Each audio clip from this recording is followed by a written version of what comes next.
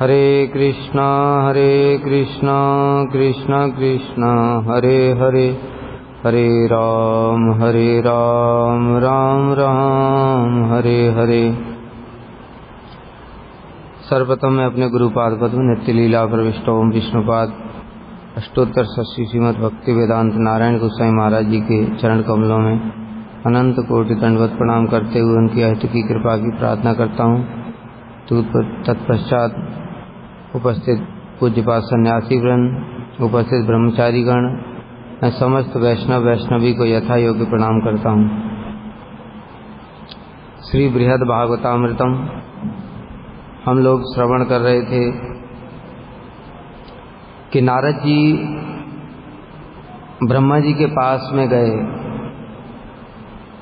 क्योंकि इंद्र ने ब्रह्मा की महिमा बताई थी कि आपके पिताजी कोई साधारण नहीं है, वो स्वयं भगवान ही है, ज़्यादा मैं क्या बोलूं, क्योंकि शास्त्र में भी ऐसा बताया है कि भगवान ही रजोगुण को अंगीकार करके ब्रह्मा के रूप में सृष्टि करते हैं। तो नारद जी जब गए और उनकी महिमा गान करने लगे, जब महिमा गान करने लगे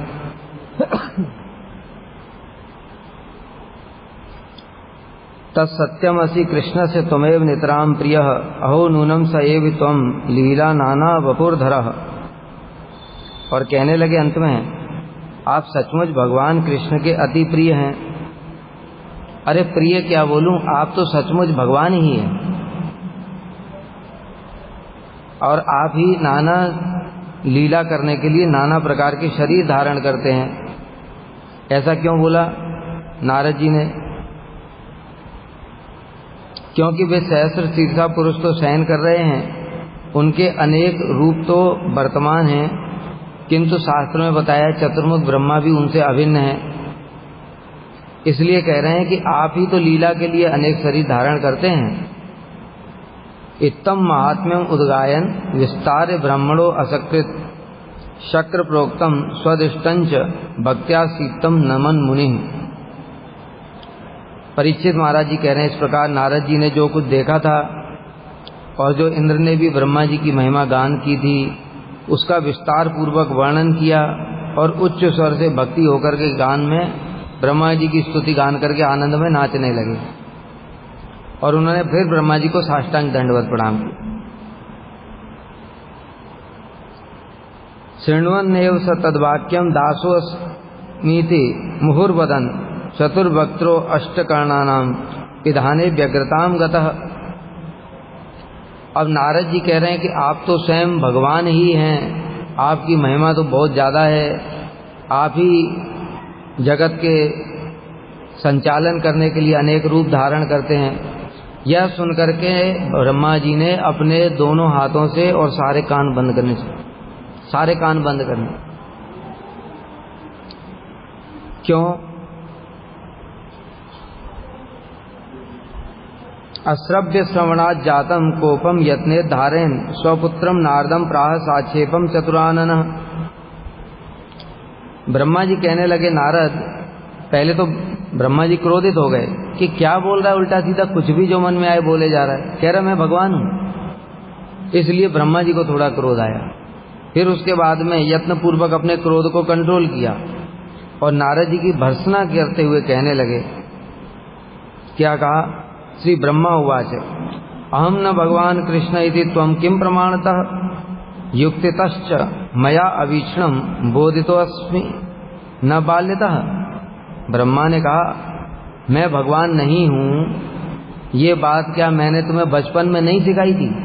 यानी जब छोटे थे नारद जी, तब ब्रह्मा जी उनको पढ़ाते थे वेद इत्यादि, तो उस समय पढ़ाते हुए कहते थे कि देखो वेदों में ये सब लिखा हुआ है, ब्रह्मा ही भगवान है, शिव ही भगवान है, किंतु ये बात ठीक नहीं है, इससे तुम ये मत सोच लेना कि मैं भी भगवान हूँ। बचपन में सिखाया, फिर वही बात बोल रहा है। इसलिए नारद जी को क्रोध आया, ये ब्रह्मा जी को क्रोध आया। तो कह रहे हैं क्या मैंने बचपन में तुम्हें ये बात सिखाई नहीं कि मैं भगवान कृष्ण नहीं हूँ? और यह बात शास्त्र प्रमाण और युक्तियों के द्वारा भी समझाई, फिर भी वही बोलते हो तुम। इसलिए नारद जी के प्रति क्रोध किया।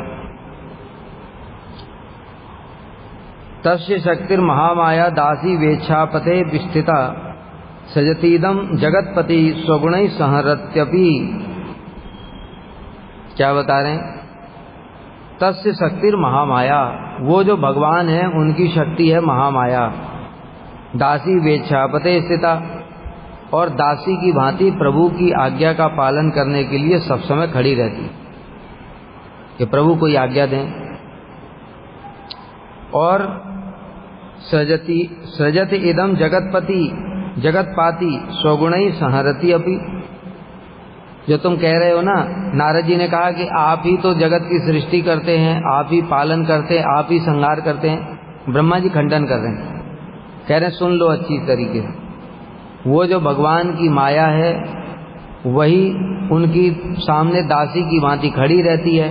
भगवान जब आदेश प्रदान करते हैं तब वही माया सृष्टि करती है, वही पालन करती है और वही संहार करती है। भगवान गीता में कहते भी हैं, मया अध्यक्षेण प्रकृति सूयते सचराचरम हेतु नानेन कौन्तेय जगत विपरिवर्तते। हे अर्जुन, मेरी अध्यक्षता में यानी कि मेरे आदेश से प्रकृति सूयते, ये प्रकृति उत्पन्न करती है किसको? चर अचर जगतम, चराचर जगत जो भी है इस जगत में ब्रह्मांड में, वो सब प्रकृति मेरी आज्ञा से सृष्टि करती है।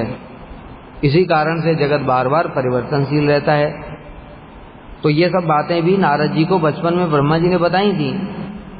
फिर भी लेकिन वो जब कहने लगे कि आप ही भगवान है, तो फिर ब्रह्मा जी फिर बोल रहे हैं कि सुनो, हर बात जो जो नारद जी ने कही उसका खंडन कर रहे हैं कि जो माया है वही सतोगुण के द्वारा, रजोगुण के द्वारा और तमोगुण, यानी ये तीन गुण किसके? ब्रह्मा जी के नहीं है ये तीन गुण। ये तीन गुण का किसके हैं?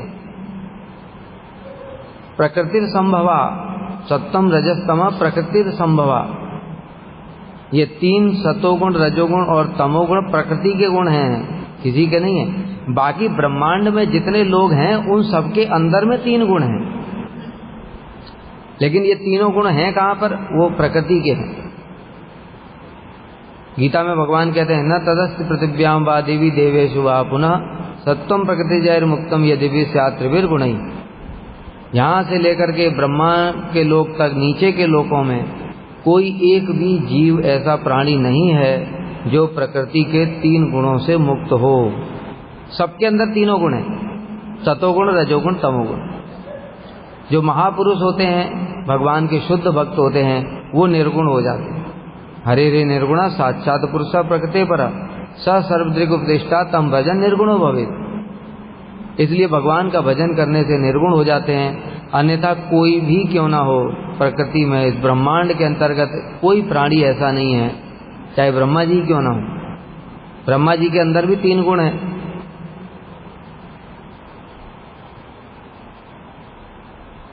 तो इसलिए ब्रह्मा जी कह रहे हैं कि मैं ये सृष्टि, स्थिति और पालन नहीं करता हूँ, उनकी आज्ञा से, उनकी शक्ति माया ही सृष्टि, स्थिति और प्रलय करती है।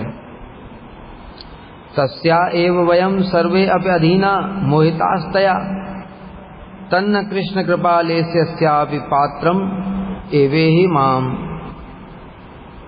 अब ब्रह्मा जी आगे कह रहे हैं, तस्या एव वयम, उसी, तस्या माने वही माया, उसी माया के द्वारा, वयम माने हम सभी, सर्वे अपि अधीना, उस हम सब भी उसकी माया के ही अधीन हैं। जितने भी ब्रह्मांड में जीव हैं वो सब उसी माया के अधीन हैं। ब्रह्मा जी गलत बोल रहे हैं कि सही बोल रहे हैं? तन्न कृष्ण कृपा लेशस्यापि पात्रम, इसलिए मुझको कृष्ण की कृपा का लेस मात्र भी नहीं है। मतलब जो तुमने बोला कि आप तो सृष्टि स्थिति पालन करते हैं, इसलिए आप ही कृष्ण की कृपा के पात्र हैं, वो बात ठीक नहीं है।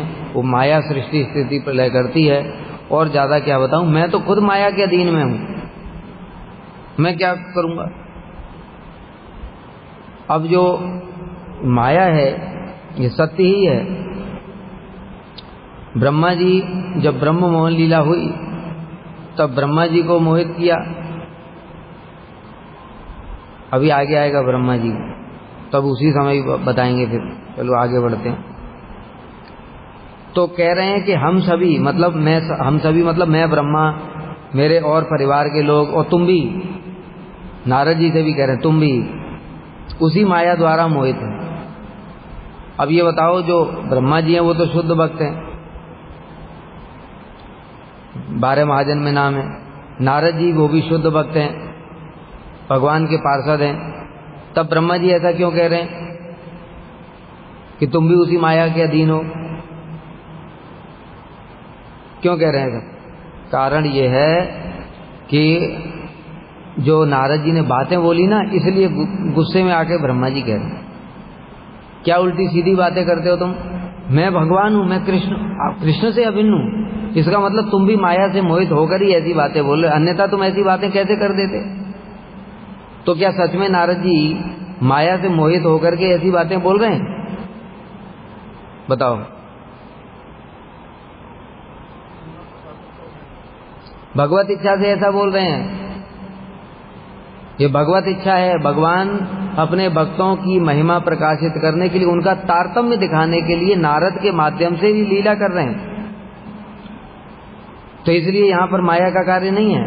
लेकिन ब्रह्मा जी बोल रहे हैं किस लिए? क्योंकि ऐसी बातें, तुम अनर्गल बातें बोल रहे हो। ये बात ब्रह्मा जी को थोड़ी पता है कि भगवान ऐसी लीला कर रहे हैं भक्तों का तारतम्य दिखाने के लिए। नारद जी को भी नहीं पता ये बात, और भगवान, ये ब्रह्मा जी को भी नहीं पता है। वो क्या है? भगवान की इच्छा से सब चल रहा है। कंट्रोलर भगवान है। भगवान अपने भक्तों के माध्यम से जब कोई लीला करते तो भक्तों को उस समय पता नहीं चलता कि ऐसा हो रहा है। जैसे बलदेव प्रभु हैं, भगवान, भक्तों की तो बात ही छोड़ो, बलदेव प्रभु भगवान के द्वितीय प्रकाश, उनको भी 1 साल तक पता नहीं चला कि कृष्ण ही बछड़े बने हैं, कृष्ण ही सखा बने। जब बलदेव प्रभु को भी नहीं पता चलता है तो बाकी सबकी क्या बात करें? इसलिए भक्तों को उस समय पता नहीं चलता है, बाद में पता चलता है कि ओ भगवान ने इसलिए ये लीला की थी उस समय। जैसे जब नारद जी मोहित हुए थे और बैकुंठ में गए थे, और बैकुंठ में जाकर के उन्होंने शाप दे दिया भगवान को कि आप क्या समझते हैं, आपके ऊपर कोई नहीं है तो जो मर्जी आएगा वो करोगे। मुझे बंदर का मुंह दे दिया। इसलिए नारद जी ने गुस्से में आकर के शाप दे दिया कि जाओ, मैं तुम्हें शाप देता हूं, जिस प्रकार से स्त्री के लिए मैं विरह में तड़पा हूं, आप भी अपनी स्त्री के विरह में तड़पोगे। और बंदर का मुंह दिया ना मुझे, इसलिए वो बंदर से ही आपको सहायता लेनी पड़ेगी। अब तक भगवान की माया चल रही थी, योग माया, महामाया नहीं। भक्तों के ऊपर योग माया कार्य करती, महामाया नहीं। किंतु जैसे ही नारद जी ने शाप दे दिया, अब भगवान ने माया को हटाया, तब नारद जी दुखी हो गए, बार बार चरणों में गिर पड़ रहे हैं, कह रहे प्रभु ये क्या कर दिया, मैंने आपको ही शाप दे दिया, आप तो मेरे भगवान हैं, आप मेरे सब कुछ हैं, प्रभु को ही शाप दे दिया। अपने आप को बार बार धिक्कार कर रहे हैं। भगवान ने सांत्वना दी, नारद चिंता मत करो, ये मेरी इच्छा से ही हो रहा है। मतलब भगवान की इच्छा से ही भगवान को भी शाप लग रहा है। भगवान को कौन शाप दे सकता है? भगवान वरदान और शाप से ऊपर हैं, उनको कोई क्या वरदान देगा और उनको क्या शाप लगेगा?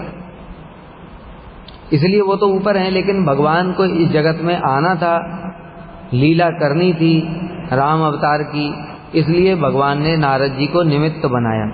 तो जब निमित्त बना रहे हैं तो क्या नारद जी को पता है कि हाँ ये लीला चल रही है?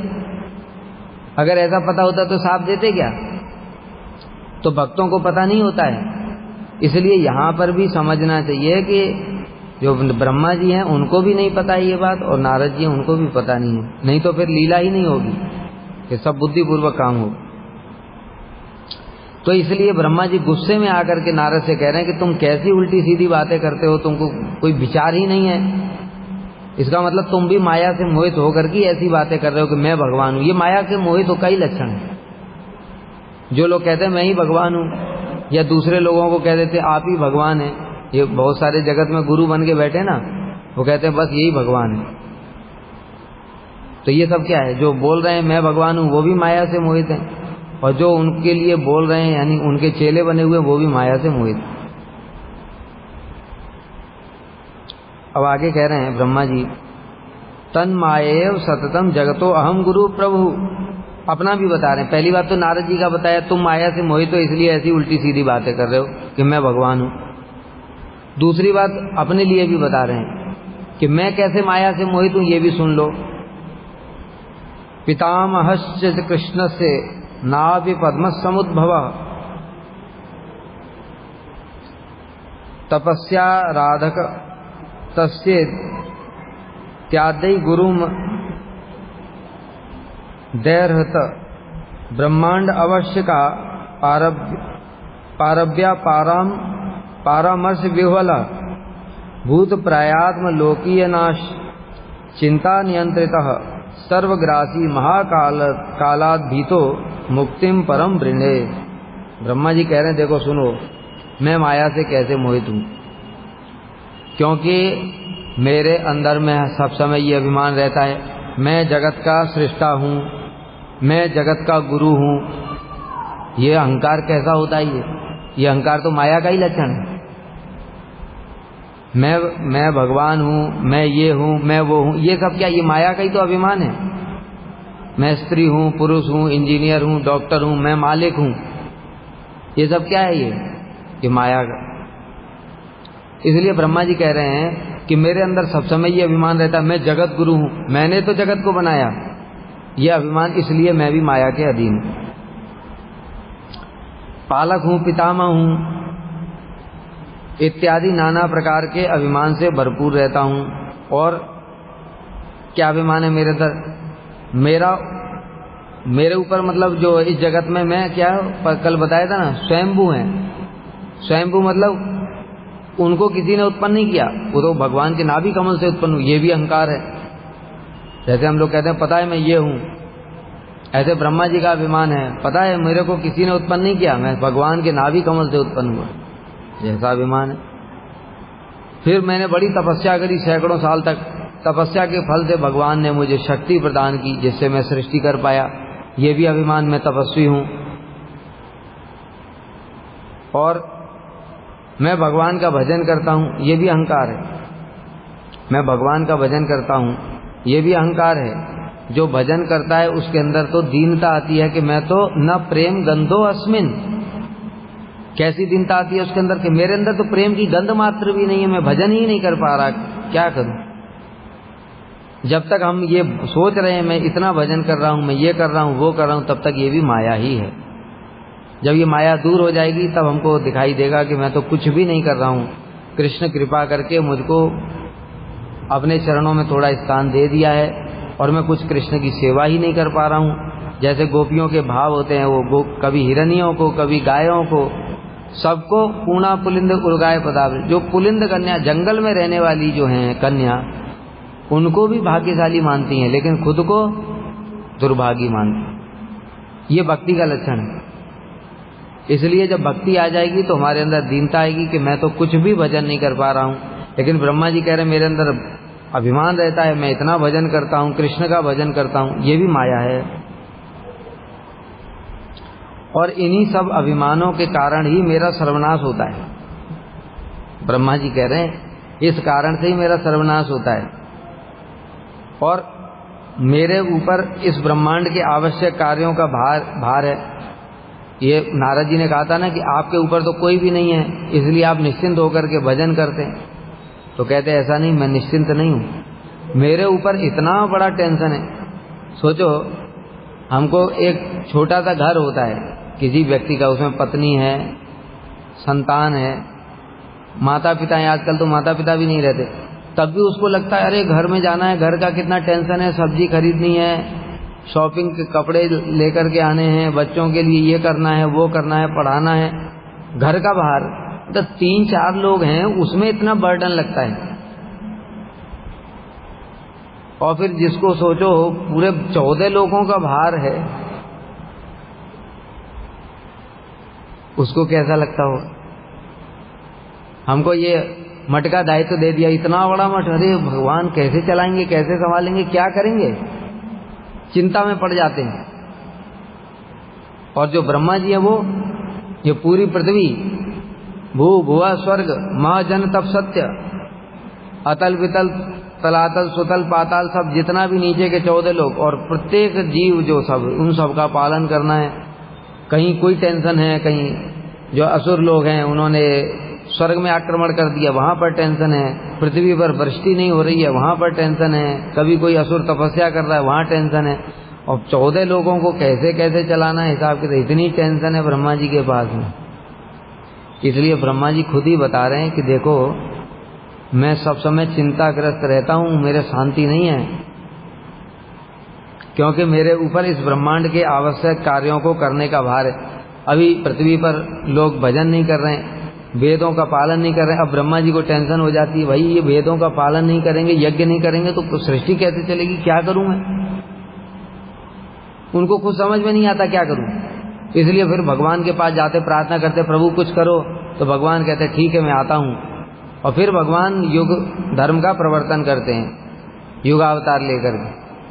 ऐसे करके जब जब ब्रह्मा जी की टेंशन बढ़ जाती है, अनकंट्रोल्ड हो जाती है, मतलब ब्रह्मा जी को समझ नहीं आता अब मैं क्या करूं, तो फिर भगवान के पास जाते हैं, भगवान उनकी टेंशन को दूर करते हैं।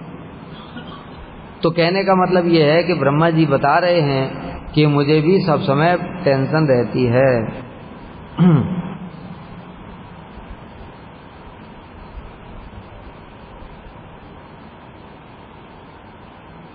पहले तो अपने अभिमान की बात बताई, उसके बाद में ब्रह्मांड के जो कार्य हैं, अभी मैंने बताया अनंत और अपार हैं। हमारे तो बताया एक छोटे से घर में मार्केट जाना है, सब्जी लानी है, बच्चों के लिए ड्रेस लानी है, बच्चों के लिए कपड़े लेकर के आने, बच्चों के लिए किताबें कॉपी लेकर के आनी है। किसी का कुछ नहीं है, किसी का कुछ नहीं है, रिश्तेदार के यहाँ पर शादी है, वहाँ पर गिफ्ट भी लेकर के, तो 50 काम दिखाई देते। और ब्रह्मा जी के पास सोचो कितने, मतलब हिसाब ही नहीं है कितने काम हैं। पूरे 14 लोकों में कहाँ कहाँ पर क्या क्या करना है, वो सब बड़ा मुश्किल। इससे मैं बड़ा व्याकुल रहता हूँ। एक तो ये वाली टेंशन है, दूसरी एक और टेंशन है जो अभी नारद जी ने उनको बताया था कि अरे आपकी उम्र कितनी है, आपके एक दिन में 14 इंद्र बदल जाते हैं। ऐसे करके 360 दिन का एक साल होता है। और ऐसे ब्रह्मा जी की आयु 100, इतनी विशाल उम्र है, आपको तो कोई चिंता ही नहीं है। तो नारद जी, तो ब्रह्मा जी उसका भी खंडन कह रहे हैं देखो नारद, सब सर्व संहारक महाकाल के भय से मैं मुक्ति की कामना करता हूँ, मतलब कभी यहाँ से निकलूं और मुक्ति मिले झंझट में से, ऐसे सब समय कामना रहती, क्योंकि महाकाल का भय मुझे भी लगा रहता है। और मुझे ज्यादा भय है, क्यों?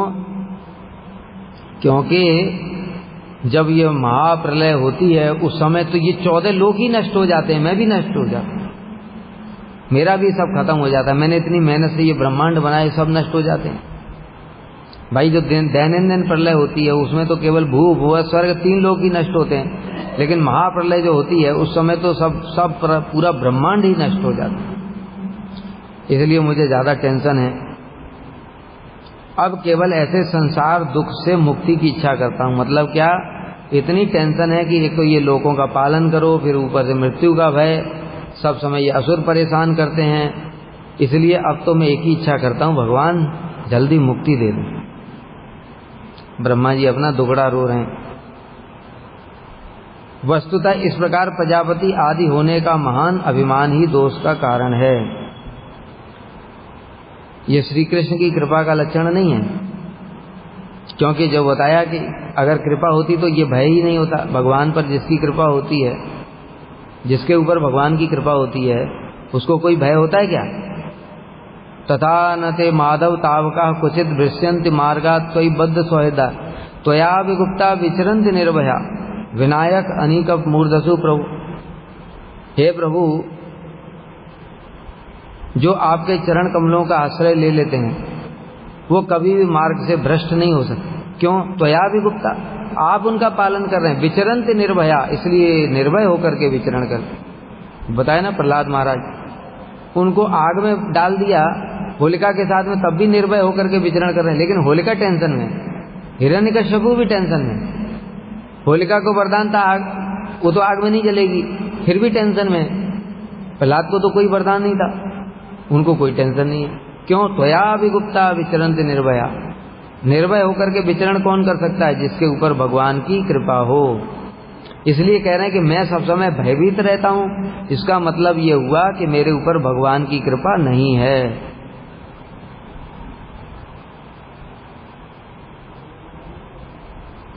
और भी बताया, जो नारद जी ने कहा था आप तो स्वयंभू हैं, मतलब किसी से उत्पन्न नहीं हुए, आपसे ये सारी सृष्टि उत्पन्न हुई।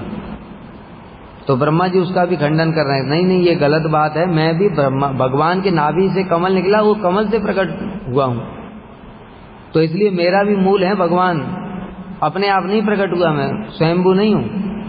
जैसे भगवान है स्वराट, वो किसी से प्रकट नहीं, स्वराट, स्वराट में स्वतः सिद्ध, ऐसे ब्रह्मा जी नहीं है। और क्या बताया, जो नारद जी ने कहा था, अरे क्या कहां तक आपकी महिमा बताऊं, आपके लोक में तो वेद साक्षात रूप में विराजमान है, पुराण साक्षात रूप में विराजमान है, सभी साक्षात रूप में विद्यमान है, इसलिए ये भी भगवत कृपा का लक्षण नहीं है, क्योंकि मैं सदैव महातंत्री श्रुतियों के बंधन में आबद्ध होकर सदा सर्वथा अवश्य करणीय अनंत कार्यों की चिंता से व्याकुल रहता हूं, उनका ही पालन करता हूं। कहते नारद जी कह रहे हैं, ब्रह्मा जी कह रहे हैं कि ये श्रुतियां तो यहाँ पर हैं साक्षात मूर्तिमान स्वरूप में, लेकिन उसका फायदा कुछ नहीं है। कारण क्या है, क्योंकि जो कर्मकांडी श्रुतियां हैं मैं भी उनमें ही बंधा हुआ हूं, और उनमें बंध करके मैं भी अपना कर्म पालन कर रहा हूं। तो मतलब क्या, सब समय चिंताग्रस्त रहते, अपने अपने कर्म का पालन करना से तब भी चिंता लगी रहती, फल मिलेगा, ये होगा वो होगा, दोष ना लग जाए, इस प्रकार से चिंता रहती है। तो इसलिए ब्रह्मा जी ये भी खंडन कर रहे हैं कि यहाँ पर सदैव श्रुतियां रहती हैं विद्यमान, लेकिन उनके रहने से कोई फायदा नहीं है, मैं भक्ति नहीं कर रहा हूँ, मैं भी वो कर्मकांडी श्रुतियों के चक्कर में पड़ करके कर्म ही करता रहता हूँ, कोई फायदा नहीं, और उनका पालन करता हूँ। आगत प्राय अर्थात निकट काल में ही अपने लोक के विनाश की चिंता से डरता हूँ। और बता दिया कि जल्दी ही 100 साल पूरा हो जाएगा, 50 साल तो ब्रह्मा जी के खत्म हो गए, ब्रह्मा जी की आधी उम्र चली गई है, अब आधी बची है, तो इसलिए उनको भी चिंता रहती कि जब महाप्रलय होगी तो क्या होगा, इतना सारा बनाया, देखो कोई बहुत सुंदर घर बंगला बनाए, गाड़ी पूरा चकाचक एकदम, सब जगह एसी वेसी सब पूरा व्यवस्था है, और उसको पता है कि कल बाढ़ में ये डूब जाएगा घर, अब उसको कैसा लगेगा। कितने लोग तो उसमें इतने आसक्त हो जाते हैं कि छोड़ते नहीं है, उसी में पड़े पड़े मर जाते हैं, बाढ़ आ रही तो कोई बात नहीं, इसको नहीं छोड़ूंगा, मर जाएंगे लेकिन। तो इसलिए ब्रह्मा जी ने इतना सब बनाया, सृष्टि इतनी मेहनत कर करके, और फिर महाप्रलय में सब नष्ट हो जाएगा, बड़े चिंता है। इसलिए इस वचन के द्वारा ब्रह्मलोक के उत्कर्ष का भी खंडन हो रहा है। मतलब नारद जी ने बोला था ना कि आपका लोक तो सबसे ऊपर है, इसलिए आपकी बड़ी महिमा है, तो कह रहे ऊपर होने से क्या होता है, अभी तो महाप्रलय आने वाली है, उससे तो सब नष्ट हो जाएगा, तो फायदा क्या, ऊपर नीचे से सभी नष्ट होंगे, नीचे वाले भी नष्ट होंगे, ऊपर वाले भी नष्ट होंगे, इसलिए ऊपर रहने से भी कोई लाभ नहीं है। महाप्रलय के समय उनके अपने ब्रह्मत्व का ध्वंस हो जाता है, इसलिए इंद्रादि देवताओं की तुलना में ब्रह्मा को महाकाल का अत्यधिक भय रहता है, सब कुछ नष्ट हो जाता है। जब इंद्र की जो उम्र पूरी होती है तो स्वर्ग नष्ट नहीं होता है, इसलिए उसे स्वर्ग की चिंता नहीं है, लेकिन ब्रह्मा जी को तो सारी अपनी भी चिंता है और लोक की भी चिंता है, सब नष्ट हो जाएगा, क्योंकि ब्रह्मा जी के एक दिन में 14 इंद्र बदल जाते हैं, स्वर्ग नहीं बदलता है। उनका काम जैसे प्रधानमंत्री है, अभी प्रधानमंत्री 5 साल के लिए चुना जाता है, और जब 5 साल के लिए चुना गया तो उसके बाद में 5 साल के बाद उसको हटा दिया, और हटा करके फिर दूसरा प्रधानमंत्री बिठा दिया। तो भारत थोड़ी नष्ट हो रहा है, भारत तो वही है, प्रधानमंत्री बदल रहा है, ऐसे ही स्वर्ग वही रहता है, एक इंद्र आया, दूसरा इंद्र, 14 इंद्र बदल गए, जब 14 इंद्र बदल जाते हैं तब स्वर्ग नष्ट होता है, भू भुआ स्वर्ग, 3 लोग जल जाते हैं, ब्रह्मा जी सो जाते हैं।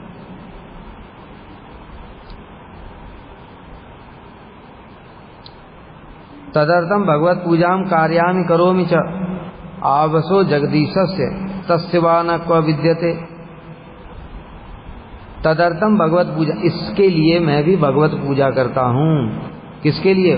मुक्ति मिल जाए भैया, यहाँ बड़ी टेंशन है, और टेंशन है ऊपर से फिर ये लोग भी नष्ट हो जाएगा ब्रह्मा जी का और महाप्रलय के समय, इसलिए कैसे तैसे यहाँ से छुटकारा मिले, ऐसा ब्रह्मा जी कह रहे हैं। तो मुक्ति को प्राप्त करने के लिए मैं स्वयं भगवान की पूजा करता हूँ और कार्यामी, दूसरों से भी करवाता हूँ कि भाई तुमको मुक्ति चाहिए तो तुम भी भगवान की पूजा करो, मेरी पूजा करने से कुछ नहीं होगा, ऐसे करके करवाता हूँ। और दूसरा जो नारद जी ने बोला था कि सब आपकी पूजा करते, ये बात का भी खंडन कर दिया कि वो मेरी पूजा क्या करते, मैं तो खुद भगवान की पूजा करता हूँ कि मुक्ति कब मिले, ये टेंशन खत्म हो। दूसरा नारद जी ने बोला था, अरे भाई आपके ऊपर इतनी भगवान की कृपा है कि भगवान साक्षात यहाँ विराजमान है सहस्र शीर्षा पुरुष के रूप में। तो ब्रह्मा जी उसका भी खंडन कह रहे हैं कि ये बताओ नारद, तुमको पता नहीं क्या वो भगवान का स्थान कहाँ पर नहीं, वो कहाँ विराजमान नहीं है, ये बताओ। जो तुम कह रहे हो कि वो भगवान मेरे लोक में विराजमान है, तो ये बताओ कि वो कहाँ विराजमान नहीं है। वो तो सब जगह ही विराजमान है, सभी जीवों के हृदय में ही विराजमान है, तो इससे मेरी क्या महिमा बढ़ गई। और भी एक बात कह रहे हैं कि मैं जो भगवान की पूजा भी करता हूँ, जो नारद जी ने कहा था कि आप तो साक्षात रूप में यहाँ भगवान विराजमान है तो भगवान की साक्षात पूजा करते हो, तो ये तो कृपा का लक्षण है। तो उसका खंडन करते हुए कह रहे हैं नहीं, ये कृपा इसलिए नहीं है, अगर मैं भगवान की प्रीति के लिए पूजा करता तो कृपा का लक्षण होता, लेकिन मैं तो मुक्ति के लिए पूजा करता हूँ मुझे मुक्ति मिल जाए इसलिए भगवान की पूजा करता हूँ, प्रीति से पूजा नहीं करता उनकी प्रसन्नता के लिए, इसलिए ये मेरे ऊपर कोई कृपा नहीं है। और मेरे लोक में जो वैकुंठ है वह कोई असाधारण नहीं है। जो तुमने अभी बोला कि आपके लोक जो सत्य लोक है उसके ऊपरी भाग में बताया था वैकुंठ लोक है, रमा वैकुंठ बोलते हैं उसको, वहाँ भगवान साक्षात सहस्र शीर्षा पुरुष विराजमान रहते हैं लक्ष्मी देवी के साथ में।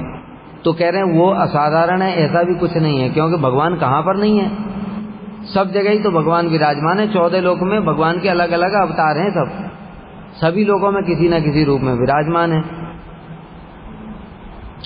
वह तो भीतर और बाहर सर्वत्र ही विराजमान है, इसलिए इसमें मेरे लोक की कोई भी महिमा नहीं है। भगवान भीतर भी हैं बाहर भी हैं।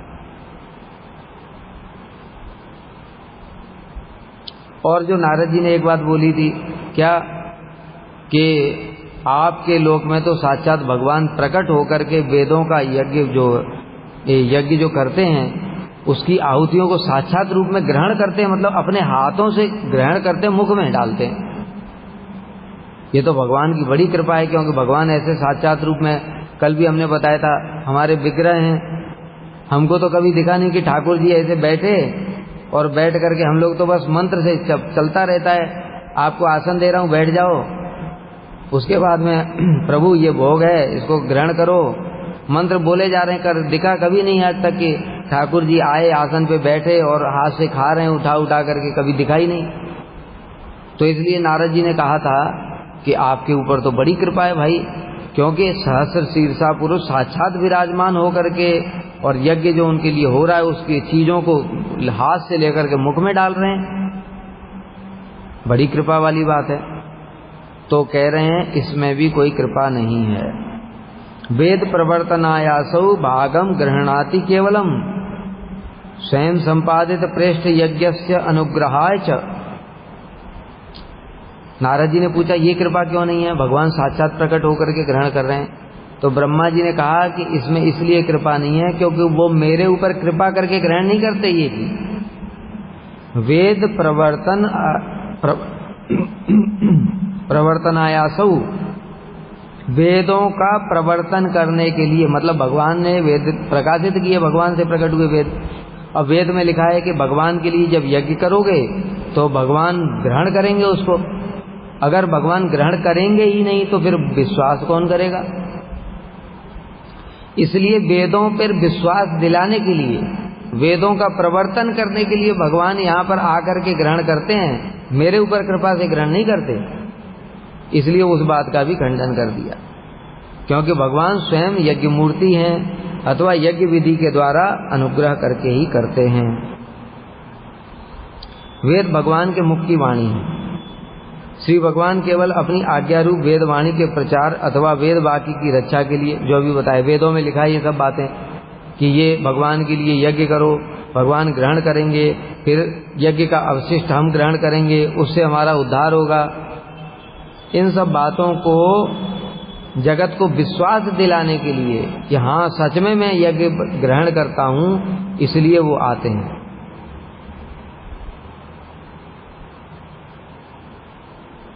मेरे प्रति अनुग्रह करके नहीं आते, अर्थात मेरे प्रति वात्सल्य प्रकाश करने के लिए या यजमानों की भक्ति के वश में होकर के वे यज्ञ का भाग ग्रहण नहीं करते।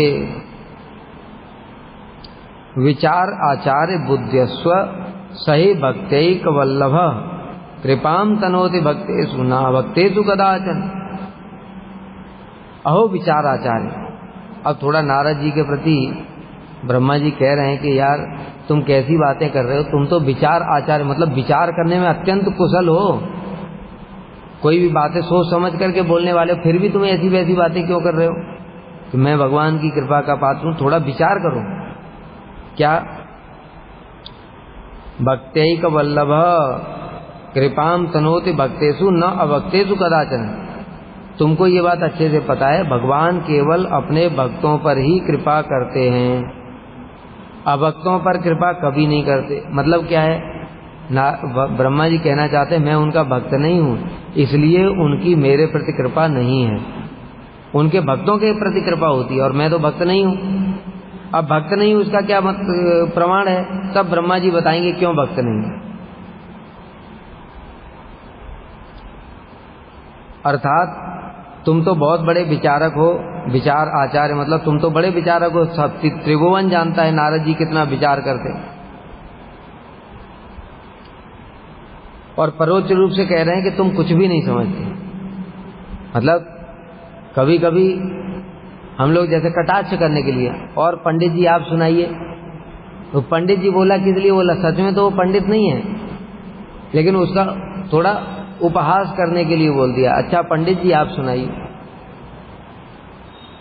तो इसी प्रकार से विचार आचार्य उनको बोलने का मतलब क्या है कि तुम्हारे अंदर कुछ भी विचार करने की वो नहीं है, तुमने कोई विचार किए बिना ही ऐसे बोल दिया कि आप भगवान की कृपा के पात्र तुम कुछ नहीं समझते, इसलिए प्रशंसा कर रहे हो। भगवान को एकमात्र भक्ति प्रिय समझना, अर्थात केवला भक्ति से ही मैं साधुओं के द्वारा जाना जाता हूँ। भक्त्या अहम एकया ग्राह्य, एकमात्र भक्ति के द्वारा ही मैं ग्राह्य हूँ, यही भगवान ने स्वयं बोला है। अब कह रहे हैं कि मेरे प्रति भगवान की बिल्कुल भी भक्ति नहीं है। भक्तिर दूरे अस्तु तस्मिन् मे नापराधा भवन्ति चेत बहुमन्ये तदात्मानं नाहम आगसु रुद्रवत्। अब कह रहे हैं कि मेरी भक्ति तो दूर की बात है, उनके चरणों में मेरी भक्ति तो कुछ है नहीं, उल्टा मैंने अपराध ही किए उनके चरणों में आज तक, इसलिए वो बात का खंडन कर रहे हैं। आप तो भगवान के भक्त हैं, आपकी भगवान साक्षात पूजा ग्रहण करते हैं। तो ब्रह्मा जी ने कहा कि वो तो भक्तों की पूजा ग्रहण करते हैं, भक्तों के प्रति उनकी कृपा है, मैं तो भक्त ही नहीं हूँ, उल्टा अपराधी और हूँ। चलो भक्त नहीं होता तो भी ठीक था, लेकिन उल्टा मैंने अपराध और किए उनके चरणों में और उनके भक्तों के चरणों में। अब कैसे अपराध किए वो ब्रह्मा जी बताएंगे। भक्ति की बात तो दूर रहे, मैं तो इसी को बहुत समझता हूं कि मेरा उनके श्री चरणों में कोई अपराध ना हो जाए। मतलब मेरे लिए तो यही बड़ी कृपा है कि भगवान के चरणों में और उनके भक्तों के चरणों में अपराध ना हो जाए, यही बड़ी कृपा है।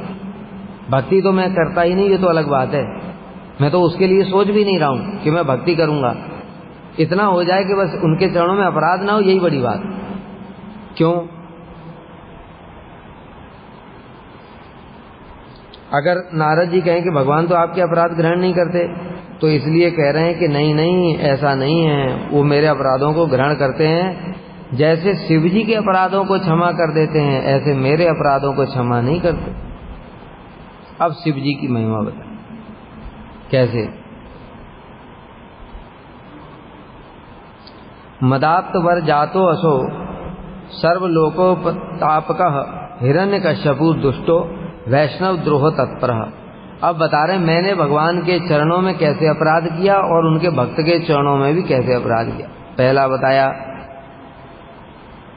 मद आप्त वर जातो असो, मुझसे वर प्राप्त करके सर्वलोकोपताप का, समस्त लोगों को ताप दिया उसने, सारे लोगों में त्राही त्राही मचा डाली हिरण्यकश्यपु ने।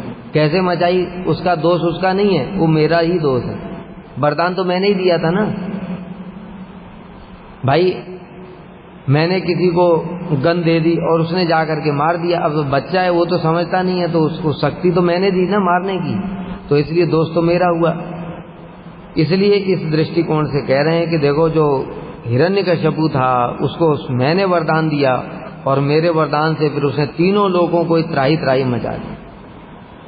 और तो छोड़ो, वैष्णवों से वैष्णव द्रोह तत्परा, चलो जो दूसरे लोग हैं उनको मारता पीटता तो कोई बात नहीं, वैष्णव द्रोह किया उसने। और वैष्णव द्रोह मतलब अपराध किया, और उस अपराध का मूल कहाँ है? मैं हूं, क्योंकि वरदान तो मैंने ही दिया था, इसलिए ये मेरा ही अपराध है।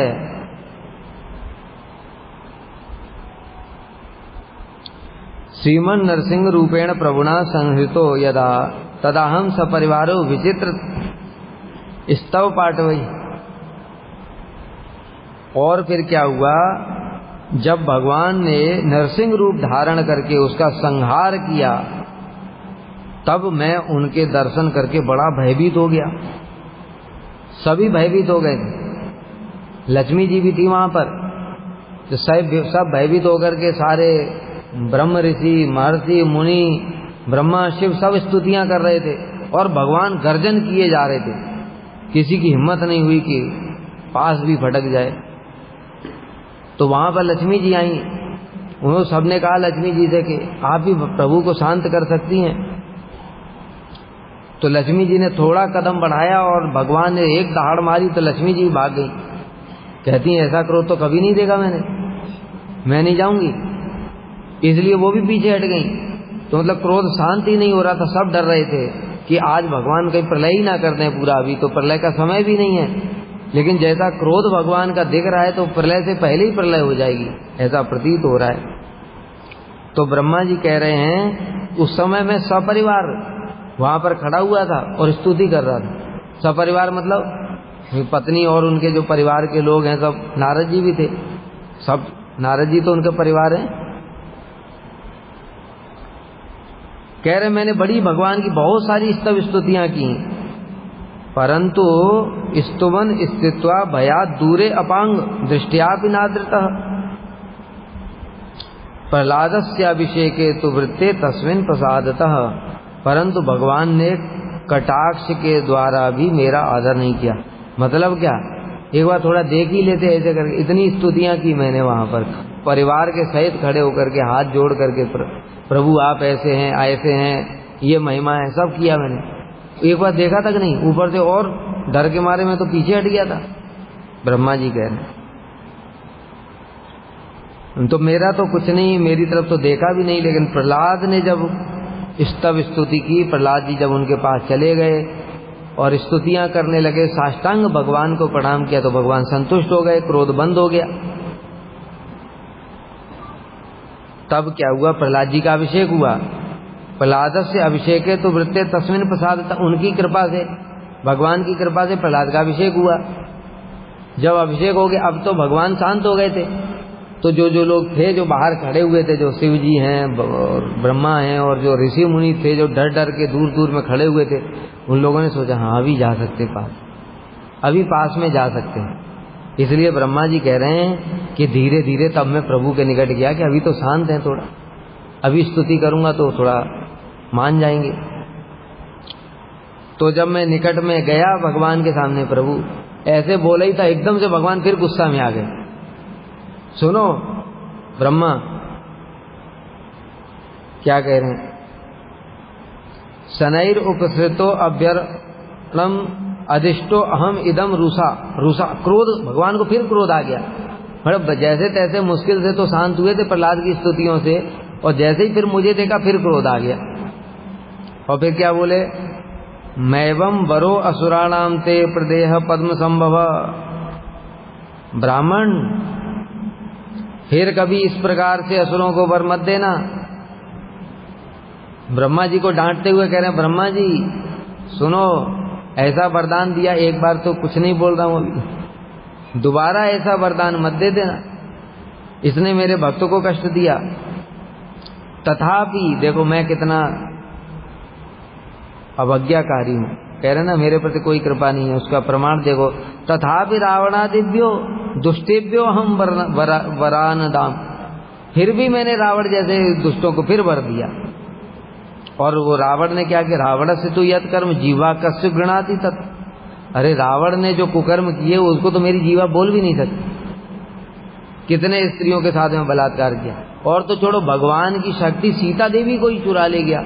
ये मैं मुख से कैसे बोलूं, ब्रह्मा जी डर रहे बोलने में भी, तो भगवान की शक्ति है सीता देवी, उनको भी चुरा ले गया। ये सब कैसे वर्णन करूं मैं, मेरी वजह से।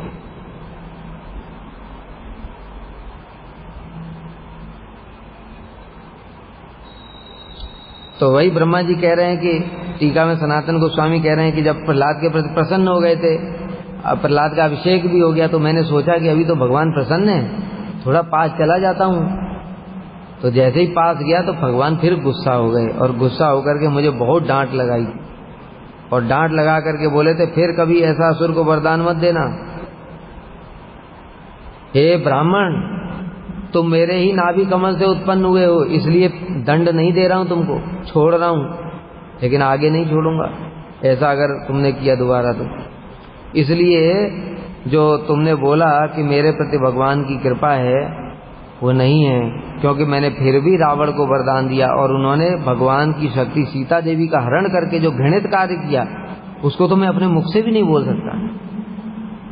इस प्रकार से मेरे से ही वरदान प्राप्त करके रावण और हिरण्यकश्यपु जैसे असुर वैष्णवों से द्रोह करते हैं, इस कारण से मेरा ही अपराध होता है। तो इसलिए ब्रह्मा जी जो कह रहे थे कि मैं तो यही चाहता हूं, कम से कम मेरा भक्ति नहीं है तो कोई बात नहीं, कम से कम वैष्णव के चरणों में अपराध तो ना हो, यही कृपा है मेरी।